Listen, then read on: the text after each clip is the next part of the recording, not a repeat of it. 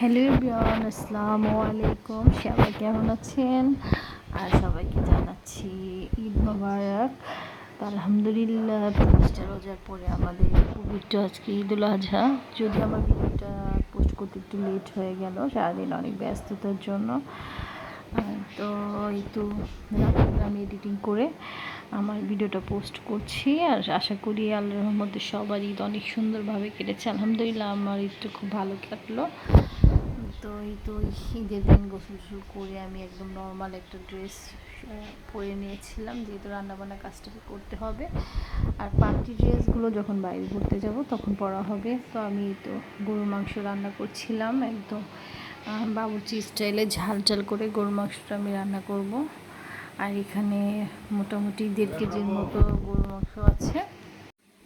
তো যাবতীয় মশলা দিয়ে আমি সুন্দরভাবে কষিয়ে নিচ্ছি। আর মশলাটা যত ভালো কষানো হবে রান্না খেতে ঠিক তত ভালো লাগবে। তো মাংসটা আমি দিয়ে দিলাম, মাংসটা খুব ভালোভাবে আমি কষিয়ে নিব।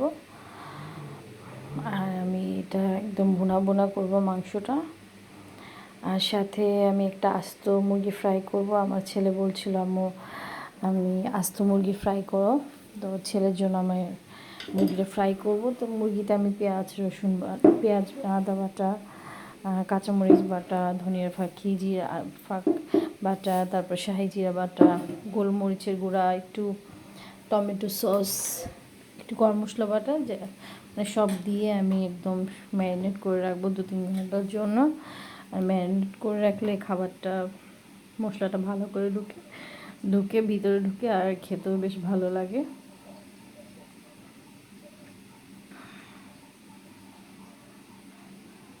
তো ঈদে রমজান মাসটা আমার খুব প্রিয় একটা মাস। আর ঈদ তো অবশ্যই ভালো লাগে, ঈদটা চলে গেলে কেমন যেন খালি খালি লাগে, একদমই ভালো লাগে না। তো আমার একটু ঠান্ডাও লেগেছে। তো এখানে আমি আরেকটা মুরগি রোস্ট করে নেব। তো মুরগিটা ধুয়ে সুন্দর করে আমি একটু ভেজে নিচ্ছিলাম রোস্টের জন্য।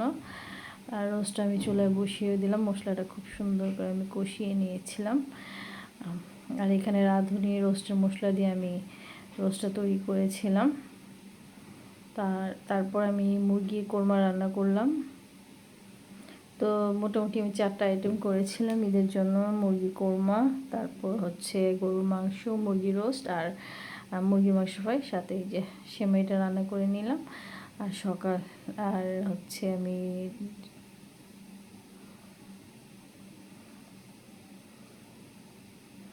তো এই তো রান্নাবান্না আমার হয়ে গিয়েছে।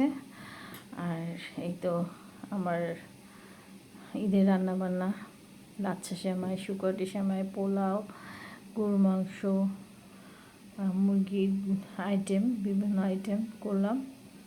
এই হচ্ছে আমার ঈদের রান্নাবান্না। তো সবার ঈদ কেমন কাটলো জানাবেন। আর সবাই পাশে থাকবেন আশা করি। আর ইনশাল্লাহ আমিও সবার পাশে থাকবো। তো সবাই ভালো থাকবেন। আল্লাহ হাফেজ।